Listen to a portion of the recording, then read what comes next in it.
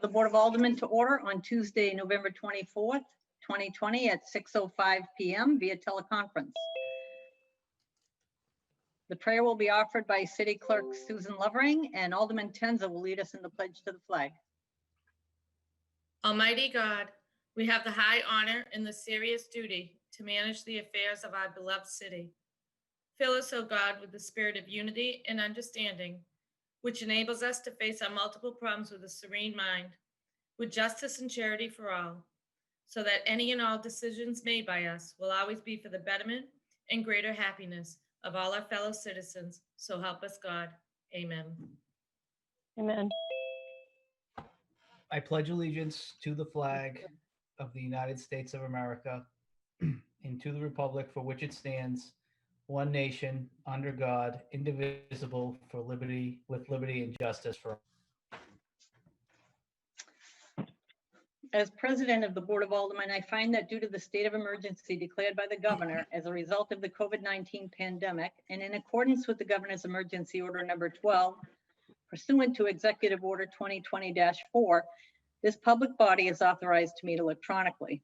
Please note that there is no physical location to observe and listen contemporaneously to this meeting, which was authorized pursuant to the governor's emergency order. However, in accordance with the emergency order, I am confirming that we are providing public access to the meeting by telephone with additional access possibilities by video or other electronic means. To access Zoom, please refer to the agenda or the city's website for the meeting link.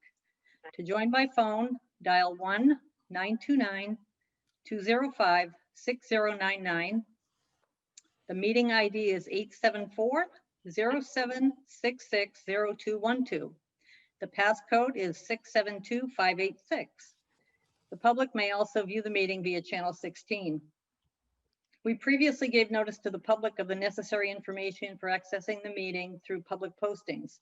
Instructions have also been provided on the City of Nashua's website, nashuanh.gov, and publicly noticed at City Hall and the Nashua Public Library.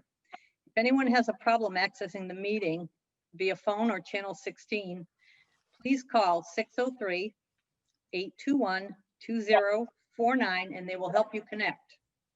In the event the public is unable to access the meeting via the methods mentioned above, the meeting will be adjourned and rescheduled. Please note that all votes that are taken during this meeting shall be done by roll call vote. Let's start the meeting by taking a roll call attendance. When each member states their presence, please also state whether there is anyone in the room with you during the meeting, which is required under the right to know law. I would ask the clerk to please call the roll. Alderman O'Brien. I am present. I can hear the proceedings and I am alone. Alderman Clee. I am here. I can hear the proceedings. I am alone. Alderwoman Kelly.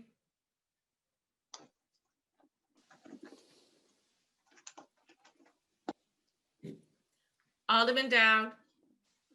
Yes, I'm present. I can hear everyone and I am alone. Alderman Karen. Yes, I'm here. I'm alone and I can hear everyone. Alderman Clemmons. I am present. I can hear everyone and I'm by myself. Alderman Lopez.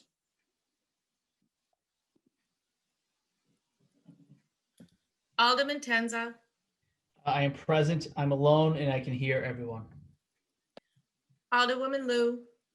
I'm here alone and I can hear you. Alderman Jettie. I'm here. I'm alone. I can hear the proceedings. Alderman Schmidt. I am present and I am alone in the room. Alderman Laws. I'm here. I can hear you and nobody's here but my fiance. Alderman Clemmons. Cleaver, excuse me, Alderman Cleaver. I'm here. I'm alone and I can hear the proceedings. Alderman Harriet Gathright. I'm present. I'm here, everyone, and I'm in the room alone. Alderman Wilshire. I'm here. I can hear everyone and I am alone. You have 13 in attendance. Thank you. Also in attendance is Mayor Donchis and Corporation Counsel Steve Bolton. Communications.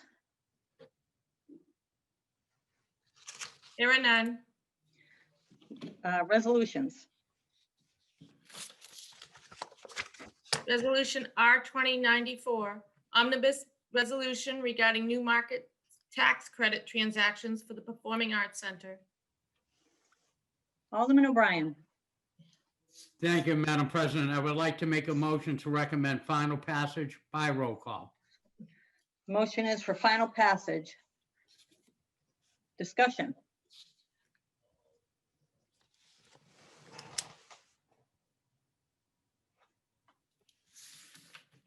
Alderman Lou. Yes, I'd like to suggest that we have some presentation on this. Sure. We have Director Cummings here. Director Cummings, would you care to address this? Yes, thank you, Thank you. Madam Chair. So for the record, Tim Cummings, Director of Economic Development. I am going to share my screen now, if that's all right with the body. Mhm.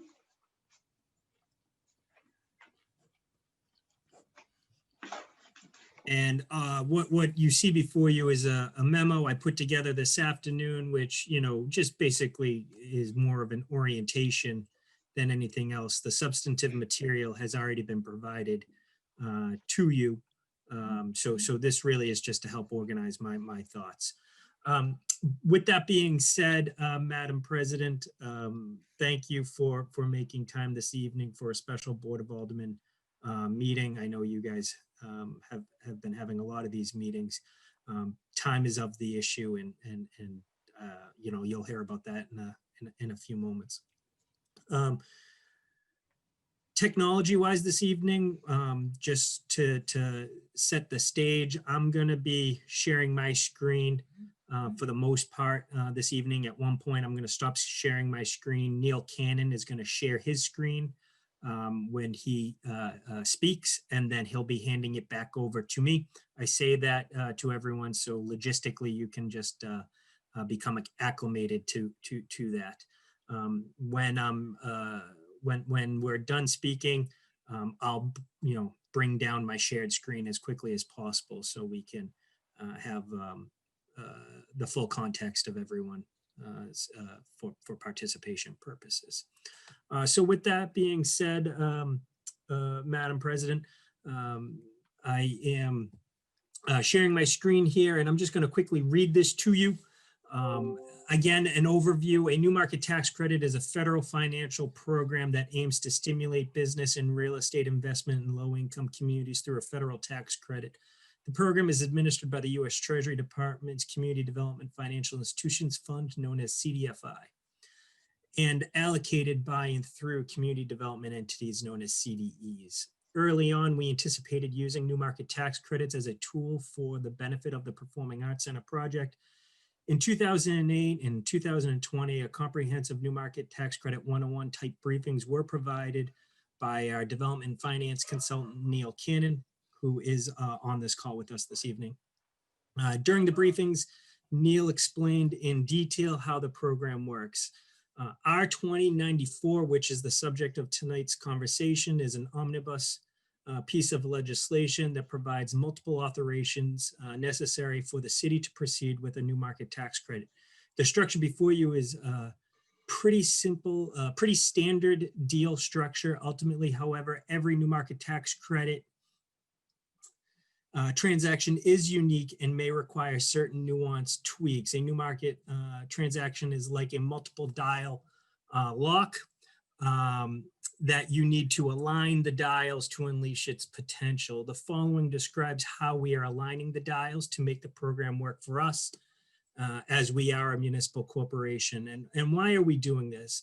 As you all know, there is a $4 million requirement for non-Nashua tax dollars to be contributed to the project in order for it to proceed.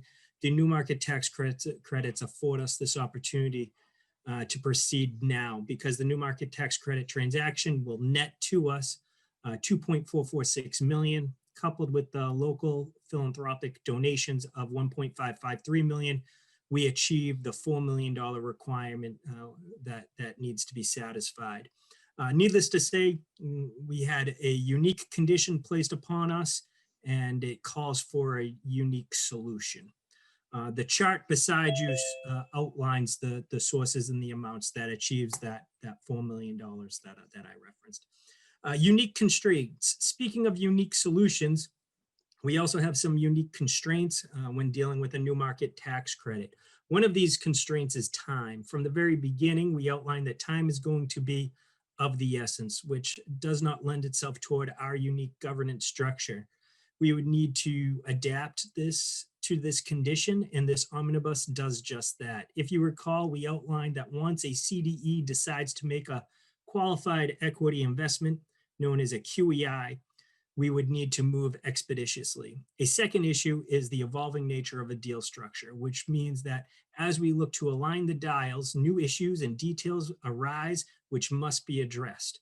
The varied documents are typically evolving all the way up until closing, and this body is accustomed to seeing set deals with a handful of documents. The omnibus addresses the dynamic and multi-part deal structure of the new market tax credit transaction by employing a typical tool that other municipalities use, which is to seek approval to allow for the overall effectuation of the deal, but empowers the professional staff and administration to execute based upon details and overall concepts. So my request this evening is twofold. Tonight, I ask for favorable consideration and a recommendation in order to proceed with the new market tax credit transaction with the favorable approval of the omnibus. But in addition to that, I'm requesting a verbal report at your regularly scheduled Board of Aldermen meeting just following this meeting for final passage of R20-094.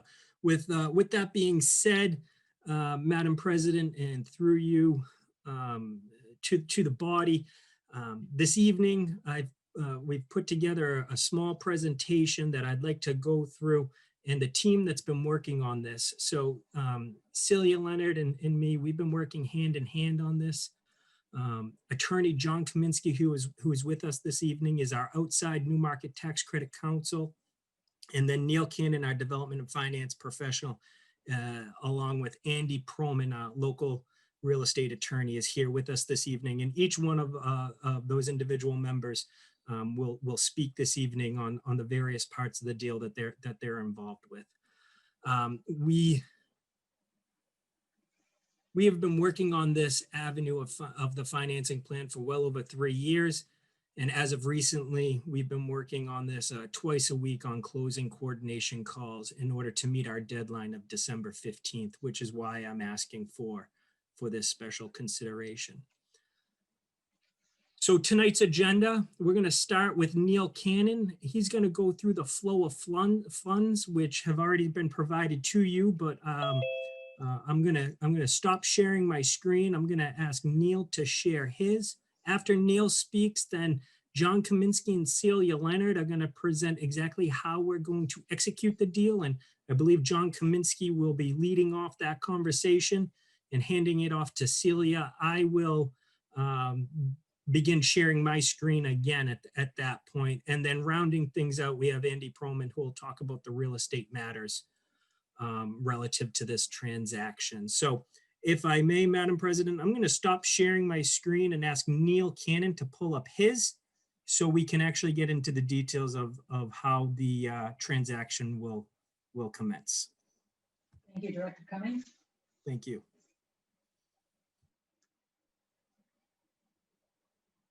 Mr. Cannon. Thank you. I think it's up now. Can everybody see it? Yes. What I do is I take my my Zoom screen and move it down to the lower right-hand corner so we can see this whole thing. So thank you for the opportunity to present tonight. I'll be short and quick as possible. Before I start, I just want to say that it's been a real pleasure working with your municipal staff. I've been working with Tim for close to 3 years on this.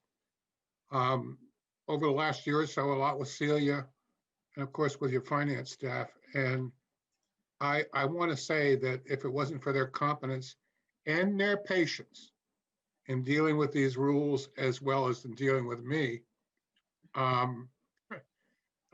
it wouldn't be going so smoothly.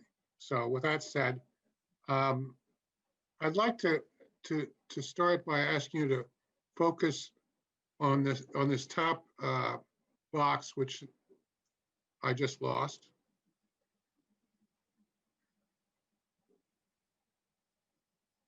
I don't know what happened with it.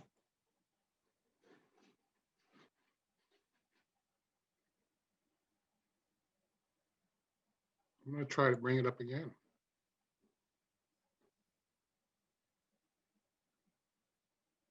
Oh, boy.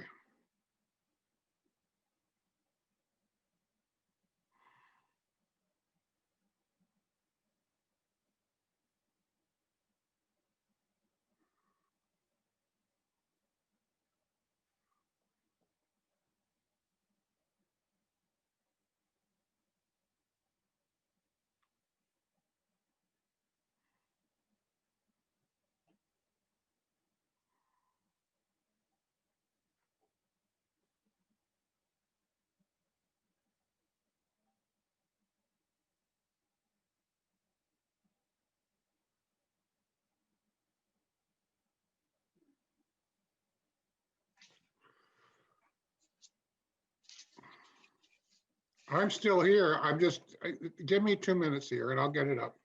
Okay.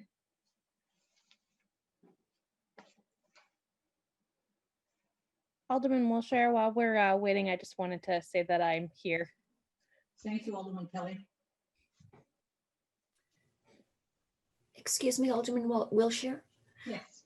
I just wanted to ask, is this the sheet of paper that we all received today? Perhaps we're all looking at it. It is. Yeah, I'm not sure everyone has it in front of them. Okay.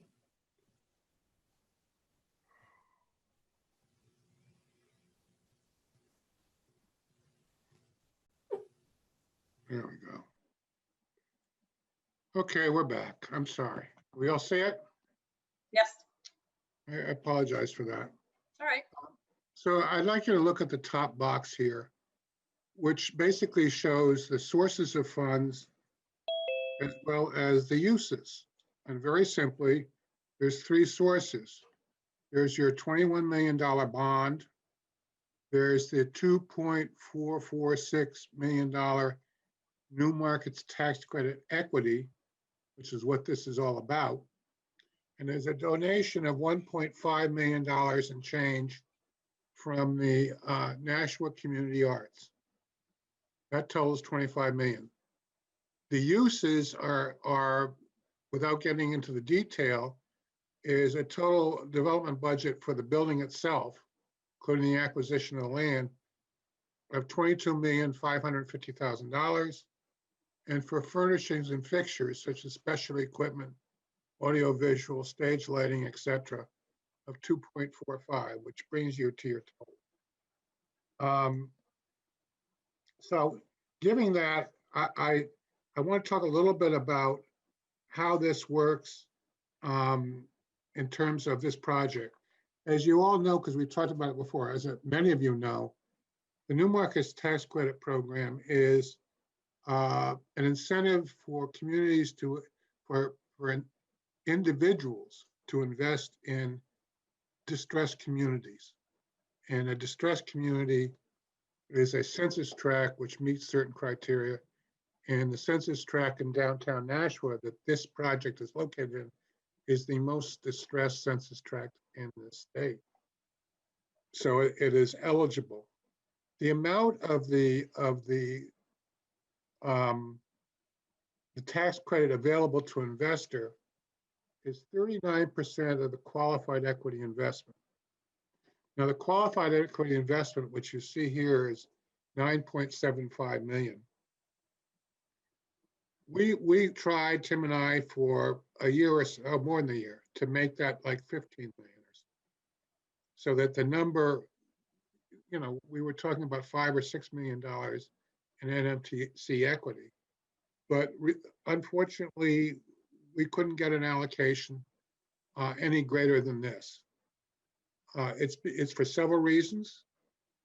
Number one, the Mascoma, which is the only CDE that serves New Hampshire exclusively, did not have an allocation from Treasury, U.S. Treasury. Number two, the market for these things is very competitive. And when you go outside of New Hampshire asking for a CDE to make an allocation to a project inside New Hampshire, the first thing I do is I look at New Hampshire statistics and say, you are too well off. You have a median family income way above the national average. So we're not going to spend money there. Well, that's too bad. They're very macro oriented rather than micro oriented. So anyway, if you take that number of $9,750,000, the tax credit is 39% of that, or $3.8 million, which is this number right here. So for an investor to get that credit, he has to buy it from us because we don't want it. We want to raise cash. So we effectively are selling him that credit, the 3,802,500 for 76 cents on the dollar, which is another number that's gone way, way down because of the Tax Act of 2017, COVID, and other issues. But we did well. The nationwide average right now is 70 cents. We've got 76. So we got to take it and run. So if you multiply the 76 cents times 3.8, you get the 28899. That's cash in at the top of the deal from the equity investor before we start taking fees out. So if we look at this number down here, again, the 975, and I want to focus at what's in the shaded area first, because that's the new markets deal. If we look at the 975, which is what we've been allocated, we have to raise, to get 975 down here, which is here, we have to raise 998,750 because we got fees to pay of 248. So the difference between this less this equals this loan over here, the 7 million. So between a loan from 201 Main Street Financing Corp, which in most cases is a bank, but in this case, because it's municipal finance, it's an entity that has been created under 162G, and you guys created it. That loan, which is the portion of your bond, goes into the investment fund box. In addition, the 2889 goes into that box, and 248, which is about 2.5% fees, are taken out.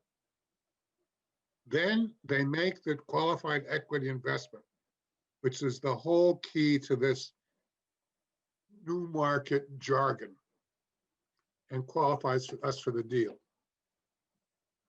They make their investment into a subsidiary of Mascoma Community Development, established solely for the purposes of this deal.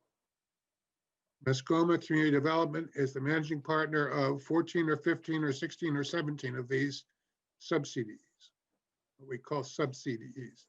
Again, there's another fee paid to them. So the 975 is reduced to this. And they make loans to, in this case, NPAC Corp, which is, we'll go all the way down here.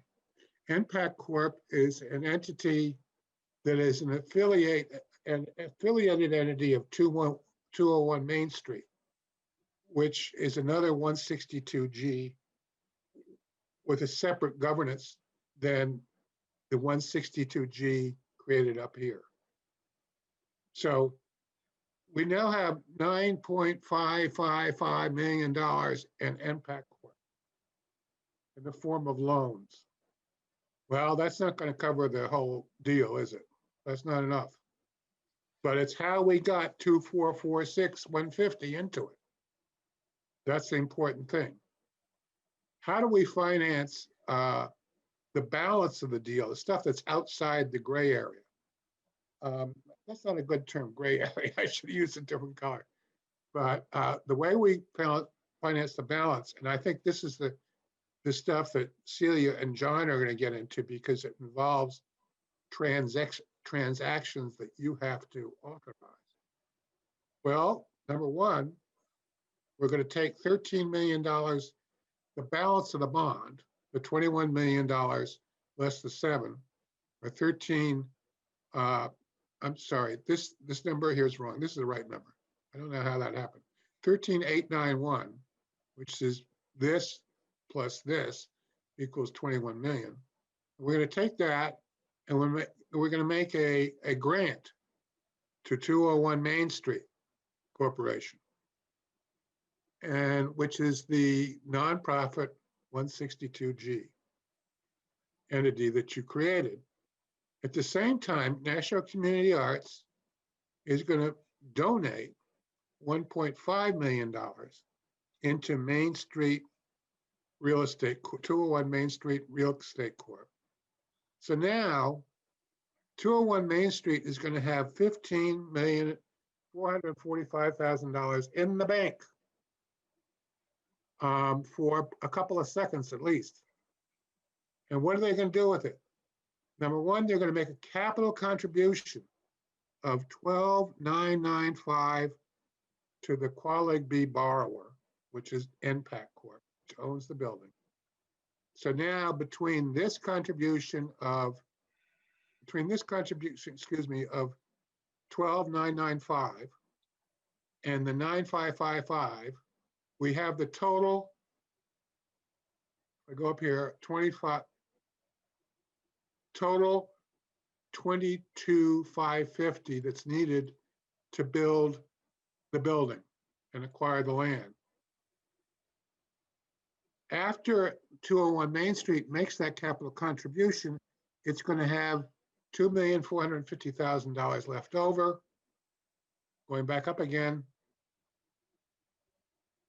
that's the cost of the equipment. You see it here, $2,450,000. So impact, I should say more than just equipment, FF&E, specialty stuff mostly, including seating, by the way, including the portable seating, that 201 Main Street will purchase and lease to the city of Nashua, which is the master tenant. And in conjunction with that, which is sort of outside the deal, the city signs a operator agreement with Spectacle Management and has a trustees established to oversee the programming and the deals of this agreement. I think that covers it. But Tim, do you want me to ask, do I take questions now, or do I just let you go? Thank you, Neil. Madam President, if I may, I would suggest we hold questions to the end. What I'd like to do is ask Neil to turn off the sharing of his screen so I can share my screen if I could, Madam President. Bet. Sure. Thank you. You're welcome. So now I'd like to pivot and ask John Kaminsky, who's our Newmarket tax credit counsel, to start the legal overview. And I am now sharing my screen. Hopefully everyone can see it. And I'm going to pull up a similar type of diagram that was just shown, but it's going to have a little nuance to it to make sure we're very clear on the legal aspects of this transaction. John?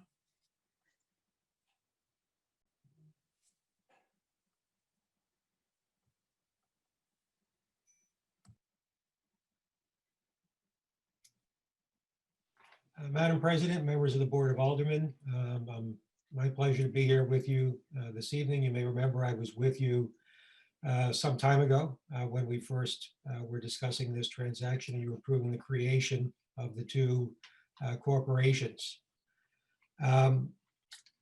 I do a fair amount of New Markets tax credit transactional work, and am happy to be working with the city and the city team in putting together this transaction. And I imagine by now you're asking yourself, why the devil is this so complicated? And I think the answer is that we are taking a program that the federal government created for the purpose of providing subsidies and providing incentives to businesses to be located in distressed communities. And we are adapting it and using it to help serve municipal purposes. So we need to create a business entity and create a business in order to take advantage of this program. I have to say that this transaction is not totally unique. I've worked on other transactions representing other municipal and quasi-municipal entities to utilize the credit. And the transaction you see is a typical New Markets tax credit structure that has evolved as people have used the law since the New Markets tax credits were enacted by the federal government back in 2001. So this is a fairly standard transaction. And I think one way to think about this transaction is that it takes place in three phases. The first phase is the acquisition and financing phase that Neil talked about, and we're going to talk about more this evening. The second phase is the operational period of 7 years after we close in December on the New Markets tax credit transaction. There will be a 7-year period through December of 2027 in which we will need to be in compliance with all the federal requirements for New Market tax credit transactions. And then the third phase is what happens after the 7-year period. And I want to spend some time with you this evening talking about each of these three phases, because I think it's important as you consider the omnibus resolution before you and potentially approving this program. The acquisition and financing phase, as Neil has gone over for you this evening, involves the various loans and other transactions between the city's entities, 201 Main Street Financing, NPAC, and 201 Main Street Real Estate. All of these three entities are affiliates of the city. We had to create NPAC Corp., which is a New Hampshire business corporation, to serve as the location for the business that's going to be financed with the New Market tax credit money. NPAC Corp's business is leasing property. It is in the business of developing the site at 201 Main Street and leasing it to the city. So the facility will be constructed and equipped under the plans that the city has evolved over the last several years. The city will then have a 25-year lease on the facility and will have a 5-year renewal option on the facility. The purpose for this lease is to demonstrate that the NPAC Corp has an ongoing business. We can't simply have a business that lasts for 7 years and qualify for the New Market tax credits. We have to have a business that has a long-term operational potential in front of it. So we demonstrate that NPAC Corp has a business going on, and that enables us to qualify for the New Market tax credits. The investors, Mascoma in this case, in New Markets tax credit transactions, have some requirements that they be assured that they are going to get the credits and that everything is going to operate appropriately over the 7-year period of time, and that they will not incur any unanticipated environmental problems. All of these things are baked into the program for NPAC Corp, but the investors require that the city, as the sponsor of this transaction, guarantee the obligations of NPAC Corp to operate appropriately over the 7-year period of time and guarantee construction completion, and that there will be no unanticipated environmental liabilities. And you will see that in one of your omnibus resolutions. The acquisition and financing is done through a complex set of documents that are designed to meet new market tax credit requirements, investor requirements, and to achieve the ability of tax counsel, myself included, and Mascoma's National Council included, to give a tax opinion to Mascoma that the transaction qualifies for the new market tax credit. So that's phase one. That's the acquisition and financing phase. Second is the operational phase during 7 years after the closing of the financing. During this period of time, the project needs to continue to be operated, continue to be an active business. Spectacle Management is going to be managing the project during that period of time. You don't see the funds flow during that period of time on this chart, but what's going to happen is that the city is going to pay rent to NPAC Corp under its lease, and the funds NPAC Corp on its lease are going to find their way back to the city in the form of repayment of debt, because the city has made this $7 million loan, and also find their way back to the city because any rental funds that are paid to NPAC Corp in excess of what NPAC Corp has for debt service and costs will be distributed back up to the city through 201 Main Street Real Estate. During the operational phase, there will also be some reporting obligations. The NPAC is going to need to file reports with Mascoma so that Mascoma can demonstrate to the federal government that everything is being done appropriately. And there are some community benefits obligations as well, that the project be providing benefits to the community through the existence of the Performing Arts Center and attendance at events and things of that nature. So that's the second phase. The third phase is what happens at the end of the 7-year new markets tax credit compliance period. After 7 years, there is no longer a requirement to continue to comply with the requirements of the new markets program. Unfortunately, the IRS does not allow us to simply today enter into a binding contract that says after 7 years, we erase the slate completely clean and undo all of this. Were that life were so simple. Instead, what has evolved is a system where Mascoma has a document that is called a put option. Mascoma can put its interest in the NPAC investment fund, the yellow box at the top, Mascoma being the equity investor shown over to the right there. Mascoma has the ability to put its interest in the investment fund to 201 Main Street Financing Corp, the city's affiliate, for $1,000. And at that point, if Mascoma chooses to put, 201 Main Street pays Mascoma $1,000, and Mascoma is out of the deal completely. Notice I use the word if Mascoma chooses to put, because they are the ones that have the option at that point in time. What's happened over time in the industry is that equity investors almost always want to get out of transactions at that point. They've received all their bargain for benefits. There's nothing left for them in the transaction other than to have to continue to report this on their tax return and their financial statements, and it becomes an administrative burden to them.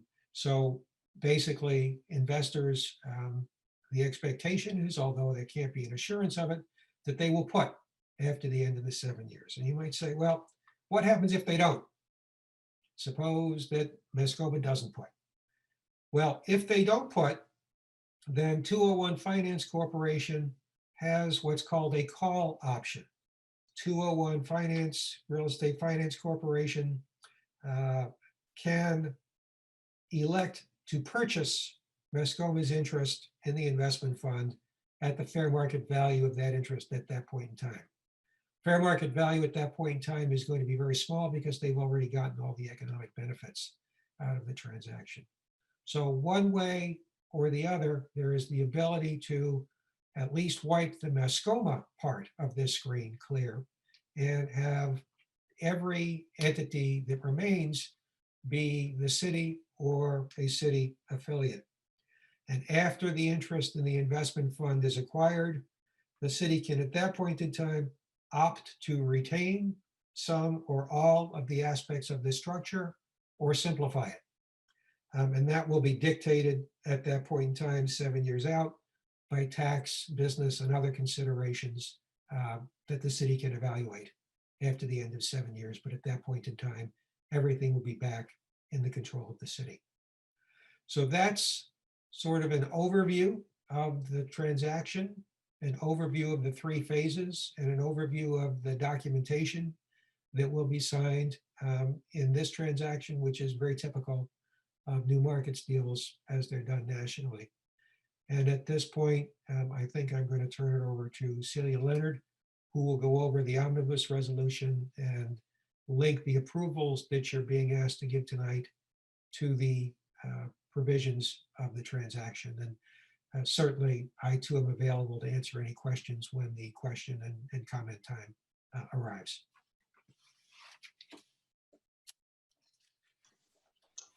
Okay, thank you, John, and thank you, President. Good evening, everyone. So I'm going to talk about action items which are reflected in the omnibus for consideration in front of you today. There's a $21 million bond which has been authorized, and we've gone through the flow of funds, how that's going to work. And so the city has action items to get there. I'm going to do them in order. Both looking at the omnibus resolution, and I keep looking to the left because my screen's up on the left with them on there, and also Tim's awesome graph where he put the approvals with the lines. Even with my reading glasses, it's a little hard for me to see, so we'll wing it here. But overall approval of the deal, as John was saying, the new market tax credit deal has a lot of variables, and as the overall project sponsor, the city has responsibilities for various guarantees and documents. And approval 1 is a general omnibus approval within an omnibus that even if we don't know the name of the document now, if it comes up in the next 2 weeks, if it helps to effectuate and is necessary, which actually is pretty much more where we're at now, we're doing the necessary, it will be approved and we can move forward with confidence that the board understands and approves the actions the city needs to take. We don't anticipate much unanticipated, but of course that's dangerous. So that's why that one's there. That's why it's up at the top. Approval 1, this is the structure, and you agree that the city can go forward under these known details. Approval 2 is authorizing the transfer of title from the city, who purchased it from Alex Shoe Store, to the Quelig B, the MPAC Corp there. That is a sale. It will net or bring $2 million back to the city. The next approval is the city, and these aren't necessarily sequential. Honestly, it's how I thought of them in my mind, so that's how it came out on the approval list. So the city will, on the other side, you can see approval 3 is the city entering into the master tenancy that has been discussed, and also entering into equipment leases to fit up the Performing Arts Center with the specialty equipment and AV and everything that goes into that. 2 separate documents, but approval 3 covers both of them. Approval 4 has 3 parts. 1 is the loan, which was discussed detailed by Neil, of this 7 million. The number says up to 8 million because at the time of drafting, there was still questions as to how much exactly would have to go in. This number is driven exactly by how much new market tax credit equity is available. So that number, depending on how much the equity was going to be, would have changed. But we're very confident it's pretty much going to be this 7,108,850, or if whatever Neil said, frankly. But it will not be more than 8 million. The next 4B is the payment to 201 Main, or the transfer of the not to exceed 14 million, which is around 13 million, I think, from Neil's presentation currently. That transfer of money to 201 Main Street Real Estate Corp. And then Neil explained how that comes back up into NPAC Corp., the Quality B borrower. And I think, and I'm positive John mentioned it, but I'll just say again that NPAC Corp. Is a taxable entity, and that does impact the lease in that the city will issue real estate tax to NPAC Corp. For holding obviously the real estate at what we call 201 Main Street. That is factored into the lease payments and will be a circular transaction back to the city.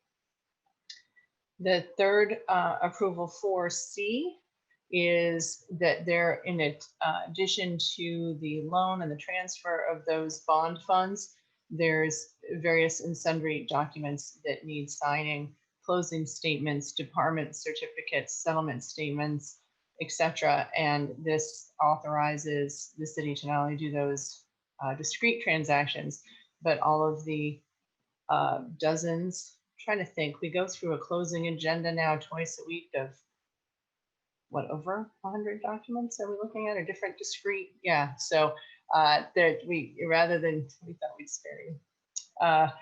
Approval 5 is authorizing the city as master tenant to enter into an agreement with Spectacle. Now, the board has already approved an MOU, as I recall. I think I put it in the whereas is. And this is further authorization that the final agreement can be entered into. The reference community benefits agreement, which I know is very important to all on the board and to the city, is also important to our investor and to the overall new market tax credit structure. And portions of that, important portions about tracking the community benefits, are going to be incorporated via contract into that Spectacle management contract. We've been in negotiations and discussions with Spectacle, and they've been really open and excited to participate in that with the city.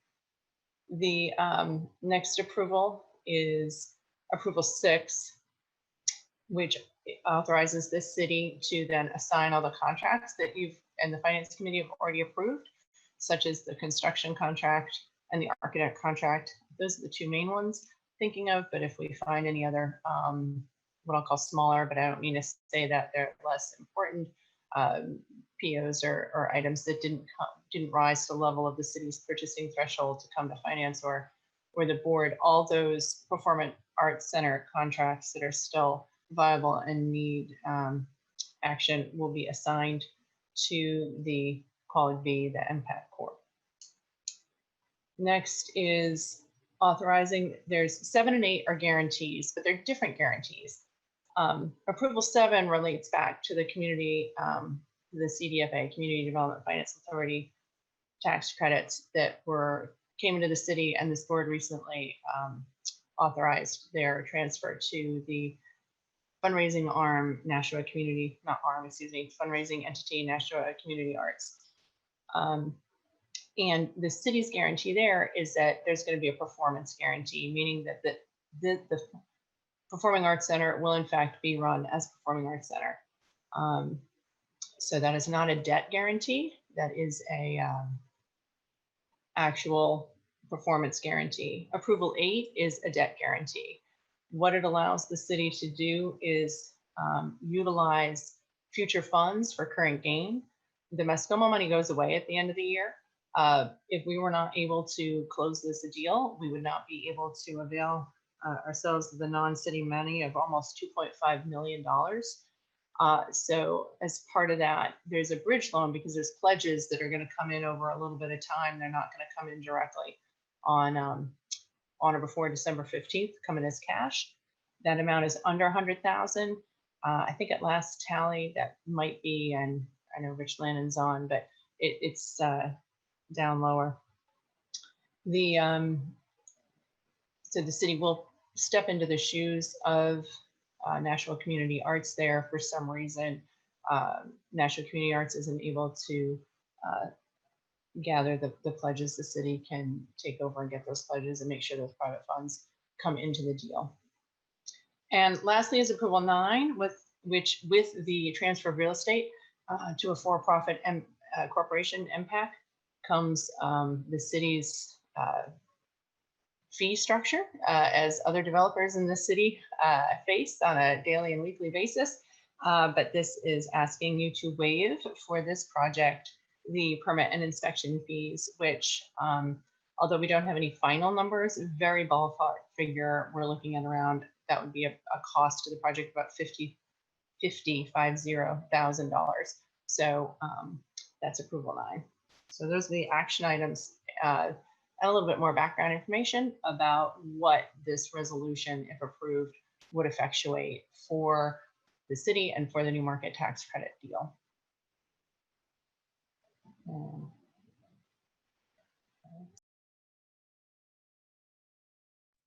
So if I may, Madam President, just lastly, I'd ask Andy Perlman to talk about his involvement relative to the real estate. Madam President, members of the board, good evening. I'm Andy Perlman with Prunier and Perlman, and in my role in this transaction is relatively simple and straightforward. I'm the title guy. My task is to make sure that title of the real estate into NPAC is good, and it is. We've run our title update, so we're in good shape there. I am to help coordinate the transfer from the city of Nashua to NPAC, do the actual hands-on recording at the Registry of Deeds, record the mortgage that NPAC will be granting back to the Mascoma subsidiary entity. We will be reviewing the lease and recording a notice of lease at the registry, as John said, for the 25-year lease with the 5-year option. I can tell you that from my perspective, everything looks good with respect to the title aspect. First American Title Insurance Company has issued a title commitment to insure title to both NPAC and the Mascoma entity. And we look good. We are teed up to get this closed by the December 15th deadline. We've been working with Celia and Tim and the whole team, and we will be ready to go, ready to record to close this on the 15th.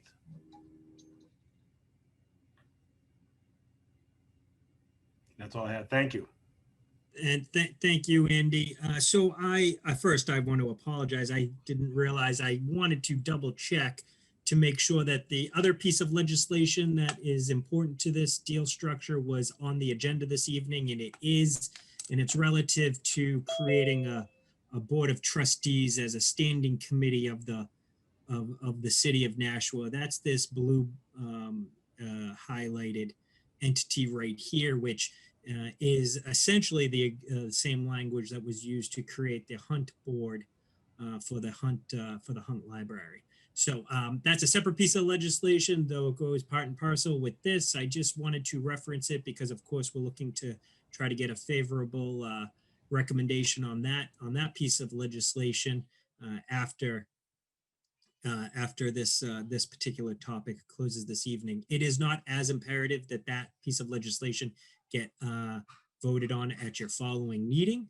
Though, of course, if you're of interest and of mind to do it, we would certainly welcome it. But that there is not as much time sensitivity for that separate piece of legislation, so that could go through normal course of business.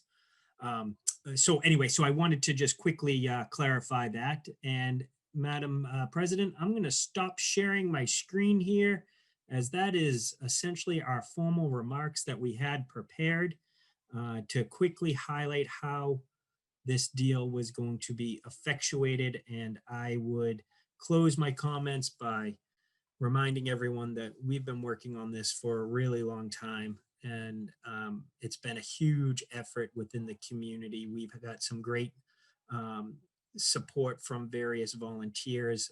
I can't say enough about all of them who've been involved. I'm not going to name them out of fear that I might leave someone out, but they all know who they are.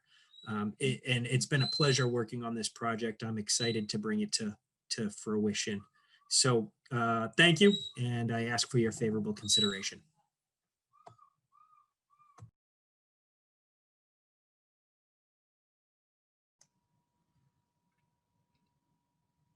Larry, you're on mute. Thank you, everyone. Thank you, Director Cummings, and everyone who was here to present, Mr. Cannon, Celia, everyone who was involved. Thank you all very much. I'm going to start with questions from the board, if anyone has questions.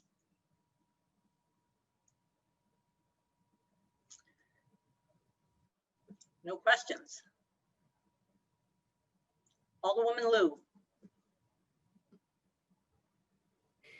Thank you, Madam Chairman, Madam President. I have several questions, so I'm sorry if I'm the rare person who needs some help here, but if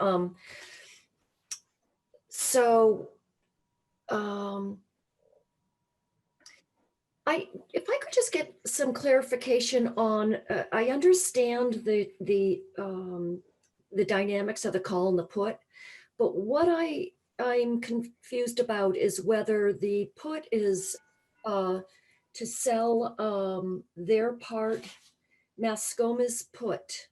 They may be willing to sell for $1,000, or is it 10,000 or something?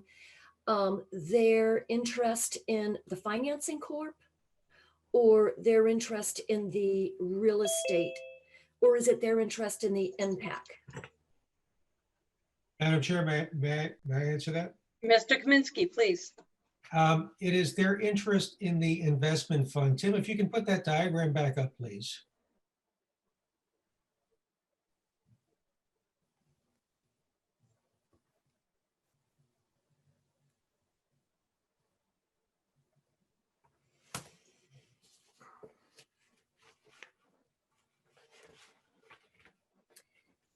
Maybe he's not here. No, I see him staring at the screen intently, trying to make it happen. So, but as he's doing that, let me explain further. All that Mascoma is going to own here is an interest in the investment fund. The investment fund doesn't own the real estate. All the investment fund is the pooling vehicle that pools the Mascoma money and the city's 7-point-something million loan together, and sends that money down through the structure. So they don't own the real estate. All they own is an interest in the investment fund, and all the investment fund owns are the rights to collect the loans that are being paid by MPAC up through the structure. And as those loans are being paid up through the structure, remember that the money to repay those loans goes over to repay the city's 7-point-something million loan. So once they have finished taking the tax credits over the 7-year period of time, they don't own very much at all. They own just a few rights in the investment fund. Nothing to do really with the real estate, just with respect to that debt that is largely being repaid back to the city. Does that answer your question? Yes, I'm not sure I understand it completely, but does their interest, is it their interest in the fund reduced over time? Their benefit is reduced over time because they've claimed the new markets tax credits. They claim that credit over a 7-year period of time, a slice in year 1, a slice in year 2, and so forth. And by year 7, they've claimed them all. And that's their primary economic benefit. Okay. Thank you. That makes sense. So they don't have anything to gain after the 7 years. Okay. So could I just ask the three other questions? Okay. Yes. How is it? I think Attorney Leonard mentioned that when we close on the sale of the building, that the purchase price will go back to the city. Now, is that going to stay back at the city? Yes, the city is selling the real estate for $2 million to MPAC Corp. And that $2 million that's received from Impact Corp is the sale proceeds to the city. Okay. I didn't remember whether our bond amount included the purchase price for the building. I'm guessing it did. And how many municipalities is it? I understand this sounds like a process that's typically geared toward businesses.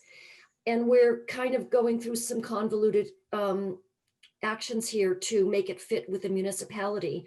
Do many municipalities go through this rigmarole? Thank you. I can answer that, Madam Chairman. I can speak to it as well after Neil. Mr. Cannon. Thank you, Madam Chairman.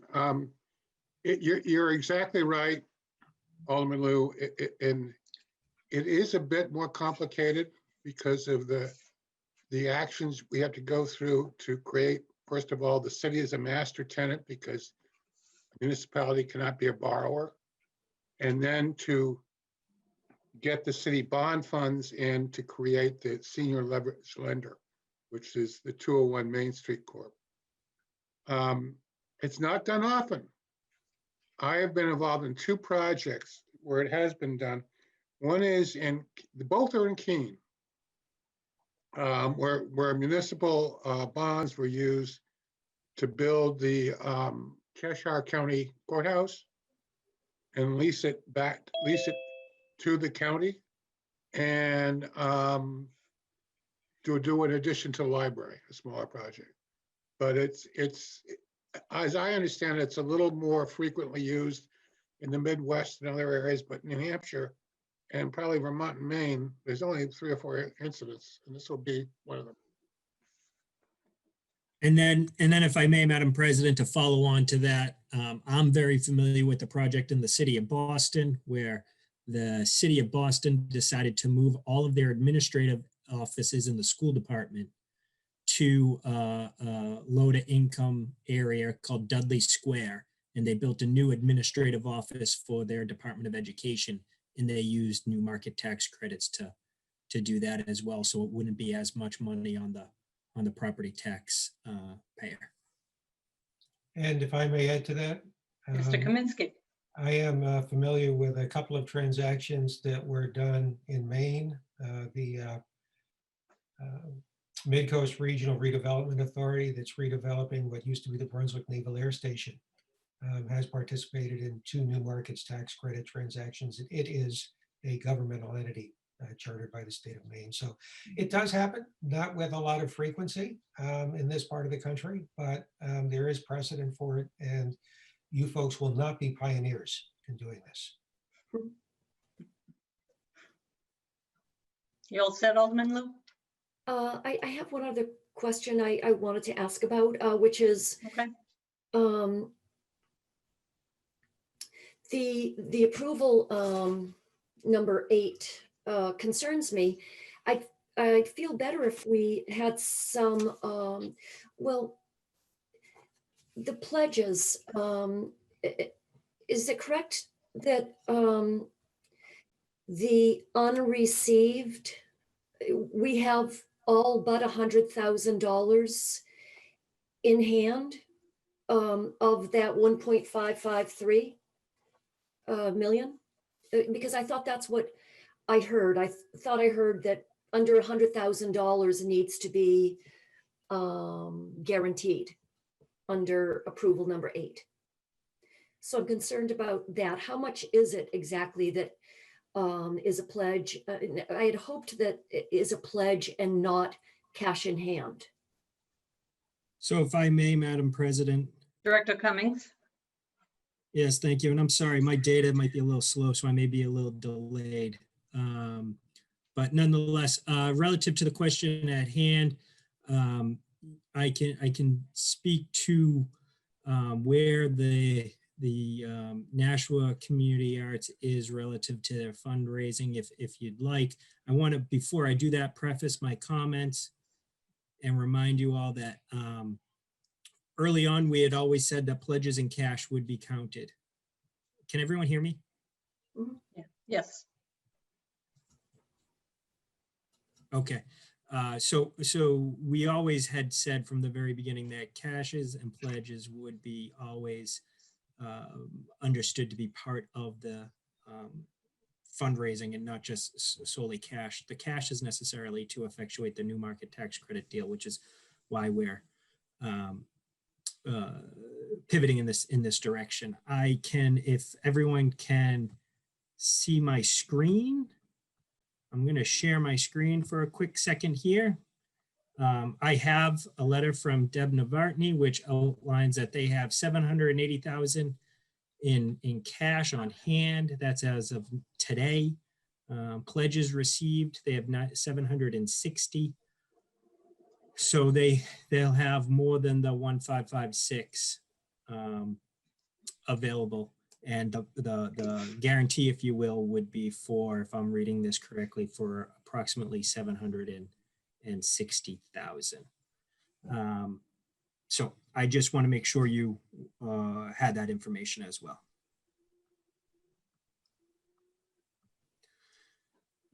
You're Thank all you, Madam set, President. Alderman Lou? Yes, yes, I am. If Director Cummings has a chance to shoot that over, that's something that would be, I'd love to see that, have a chance to look at what years those are coming in. I'm a little concerned about guaranteeing, but thank you. I'm all set. Anyone else? Questions?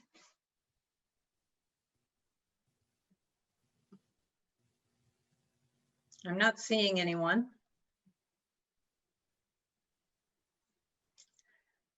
Okay, well, the motion before us is to recommend final passage of Resolution 20-94. If there's no one with questions, I'm going to ask the clerk to please call the roll. Alderman O'Brien, Yes. Alderman Clee, Yes. Alderwoman Kelly, Yes. Alderman Dowd, Yes. Alderman Karen, No. Alderman Clemmons, Yes. Alderman Lopez, Yes. Alderman Tenza, Yes. Alderwoman Lou, No. Alderman Jettie, Yes. Alderman Schmidt, Yes. Alderman Laws, Yes. Alderman Cleaver, Yes. Alderman Harriet Gathright, Yes. Alderman Wilshire. Yes, You have 13 yeas and 2 nays. and that motion carries. New business ordinances. Second reading of ordinance 02036, establishing Performing Arts Center Board of Trustees.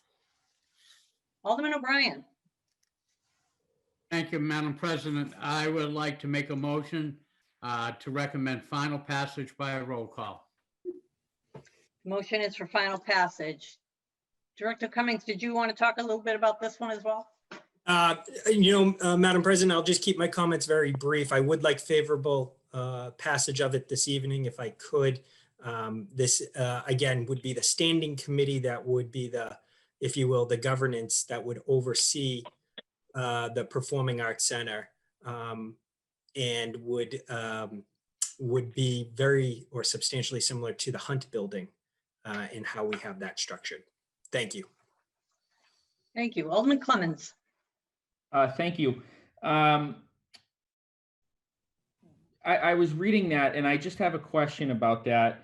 My question is, in the ordinance as it's proposed, and thinking about how the Hunt Building trustees is as well, is there an aldermanic liaison on this in the legislation? Because I didn't read that, and I'm wondering if that's something that we should add to the legislation.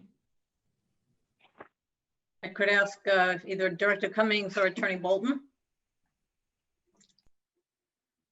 I will pull up the legislation right now to look at it more closely, but what I can tell you is the template we used was we used it using the hunt, and I can tell you the hunt does have a legislative liaison to it. So I'm just gonna double check that right now. Thank Could you. I, Alderman Clemmons. yeah, is that a voting member on the Hunt trustee, or is it just a liaison? Do we know? Full I voting believe member. it's non-voting member? No, full voting. Oh, It's a full voting member. Oh, So if I could, if this legislation doesn't have that, I would recommend that we add that, a voting member appointed by the president of the board. So I'm gonna make that motion tentative to amend. Alderman Clemmons. That's your Yes, motion? I make a motion to amend by adding a voting liaison to the board. Okay, discussion on that motion. Alderman Clegg. Thank you, Madam President. I agree with Alderman Clemens' comments about it. As having been a person that was on the Hunt Memorial 2 years, I think it is important to have a voice from the Board of Aldermen on it. You know, as important as this project is, just like the Hunt, I think we do need to have a voice on that Board of Trustees. Further discussion on the motion to amend. Alderman O'Brien. Thank you. As the making the original moment, I strongly support Alderman Clemens' motion to amend. Thank you. Alderman Dowd. Yes, I also support it. If for no other reason, it's a conduit for information coming back to the full board. Motion before us is to amend. Further discussion on that. Madam President, Director Cummings. I see Celia Leonard wants to speak, and then also I just want to clarify, I think you probably want to have two aldermanic members. I think it's a 9-person board. I would recommend it be 11. So, but with that being said, I think Deputy Corporation Counsel has something to say. Attorney Leonard. Yes, thank you. If I may, I'm scrolling through our ordinances. It appears, I apologize. The danger of Zooms. The liaison portions are in section 5.9 of the ordinances, not in the, so we would be amending a different section. We can effectuate the board's wishes to add a liaison. It just wouldn't, I suppose we could do it in either, but just to let you know, we did model this legislation after the Hunt. And the reason that it wasn't in there is because the Hunt liaison is in section 5.9, not in the establishing legislation for the Hunt committee. So we can put it either place, but that's just a clarifying of why it didn't show up. Okay, thank you. And if I may just correct the record, I was just informed that it's technically a non-voting member. The automatic liaison's a non-voting member. So I think it's the spirit and wish that this be a voting member. So it would be 2 voting members of the Board of Aldermen. Alderman Clemens. Yeah, can I ask why the need to have an 11? Is there a reason? Is it to avoid deadlocks, or I don't particularly see this being a controversial.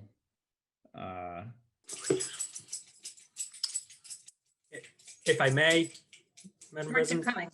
Cummings. No, it doesn't need to be 11 per se. It could be less than that, and we could reduce the 9 down to 7, and then add in 2 for 9, or we could reduce it down to 8 and add in the automatic liaison for a full complement of 9. It, as you point out, it's not going to be relatively controversial. So happy to do whatever the pleasure of the board is. I guess my question is why the odd number as opposed to an even number? Well, typically we do that so there's not a deadlock. So there's not a, I would recommend it as good governance, just so you can have an odd number in case votes are called. Attorney Bolton? It's sort of traditional to establish boards and committees with an odd number. And ostensibly, that's to make ties less likely. Frankly, you often have even numbers present. And if you get a majority, a motion passes. If it's a tie, that's not a majority. So it's not required anywhere that it be an odd number, but it is sort of tradition. So speaking of tradition, it's typically the liaison and the alternate. So I don't think you add two people as voting members. I think you add an alternate, a liaison. And if the liaison can't make it to a meeting, the alternate goes and they have a vote. I think it should only be one vote from the board. Do you agree with that, Alderman Clemens? I do, and I also don't think that having 10 members is in my opinion, problematic. So I would leave my motion, but amend it to add an alternate as well. Okay. Alderman Lowe. Thank you. Oh, I would like to know why you feel that it's best not to have two, to only have one. And it seems to me, because I'm not very familiar with appointing boards, and this is a board of trustees rather than a board of directors. If you could just clarify the difference for me. I'm not sure. There's really. no difference. There is, yeah, I'm not sure there is a difference, right? Alderman Gathright. Sorry, you mentioned that there's 11 or 9. Which one is it? So I'm going to just say it's 9 members as of right now, but I believe there's a motion pending by Alderman Clements to make it one additional voting aldermanic liaison for a total of 10, if I summarize that correctly. Okay, well then the board members that are there now, and I'm assuming, where are they from? Are they from the business community? Are they from the community? Where are they from? I don't believe Or they've been appointed. that has not happened. Just trying to. I don't believe that's happened yet. Okay, then I like to really, like, for example, when I think of that location, I think of so many things and so many entertainment venues. And I expect that, there would be someone from maybe the African-American community or religious community or from Indian American community. I just want to make sure that when we do this, that it's incorporating Nashua, the community. So I'm not sure who's selecting, how it's being selected, or anything like that. But I do believe that there needs to be a voice in that.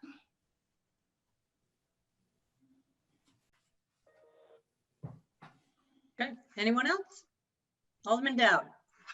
Yeah, Director Cummings, if you could, in 25 words or less, if you can, explain exactly what the duties of that board will be. Any other? 25 words or less. That was just to put a scope on your answer. You have 21 words left. So essentially what it would do is it would act as the standing committee on behalf of the city. So there would be a direct liaison to the private operational manager to make sure that the building's being stewarded in a proper function, similar in scope and manner as to what those who do at the Hunt Memorial Library, where they meet regularly, they have fundraising activities, they ensure that the building's being stewarded properly, and they work directly with the Hunt Memorial liaison to make sure that the goals are being met. That is in essence what this would do, and this entity would do it on behalf of the city of Nashua. As I understand it, they'll have no direct oversight or what's going to be presented, that's up to that company that's running it for us? Well, that's correct in terms of the day-to-day operations would be fall to the management company. Okay, All set, Alderman Dowd? all set. The motion is to amend. Further discussion on that motion? If not, would the clerk please call the roll? Alderman O'Brien, Yes. Alderman Kelly, excuse me, Alderman Clee, I thought you forgot me. Yes. thank you. Alderwoman Kelly, And I was very surprised. Yes. Alderman Dowd, Yes. Alderman Karen, Yes. Alderman Clemmons, Yes. Alderman Lopez, Yes. Alderman Tenza, Yes. Alderwoman Lou, Yes. Alderman Jettie, Yes. Alderman Schmidt, Yes. Alderman Laws, Yes. Alderman Cleaver, Yes. Alderman Harriet Gathright, Yes. Alderman Wilshire. Yes, You have 15 yeas and 0 nays. and that motion carries. So the motion before us is for final passage of ordinance 2036 as amended. Further discussion on that motion?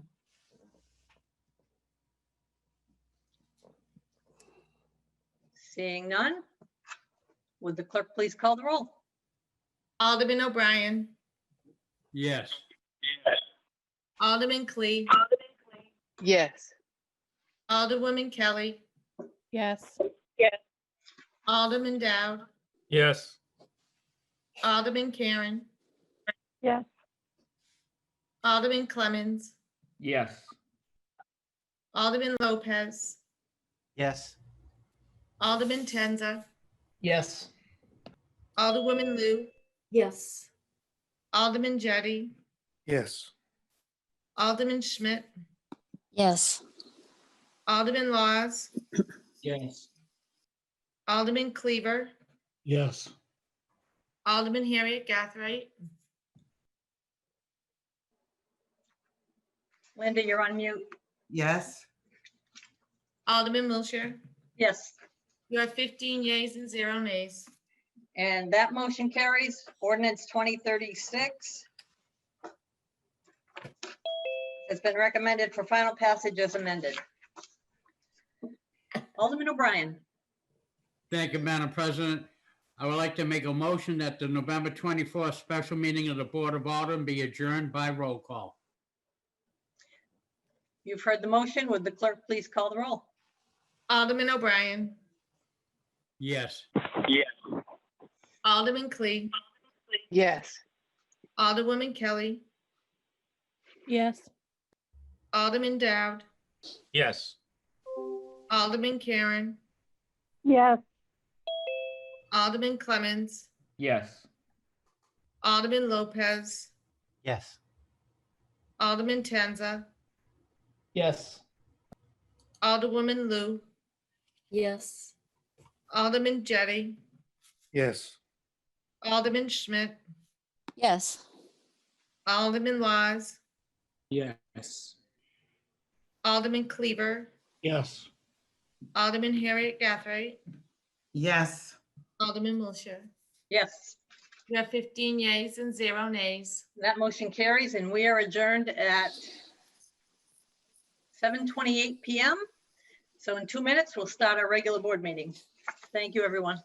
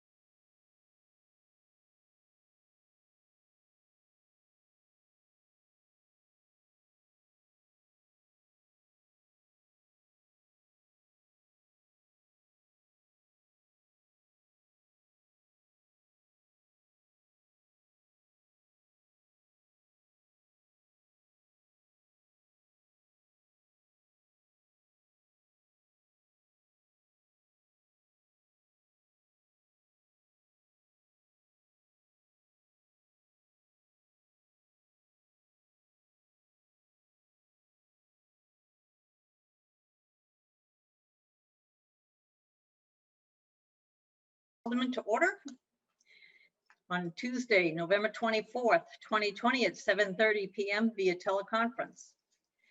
The prayer will be offered by City Clerk Susan Lovering, and Alderwoman Lou will lead us in the pledge to the flag. Almighty God, we have the high honor and serious duty to manage the affairs of our beloved city.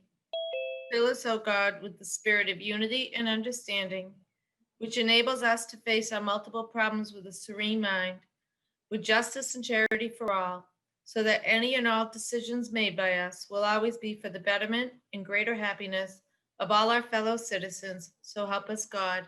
Amen.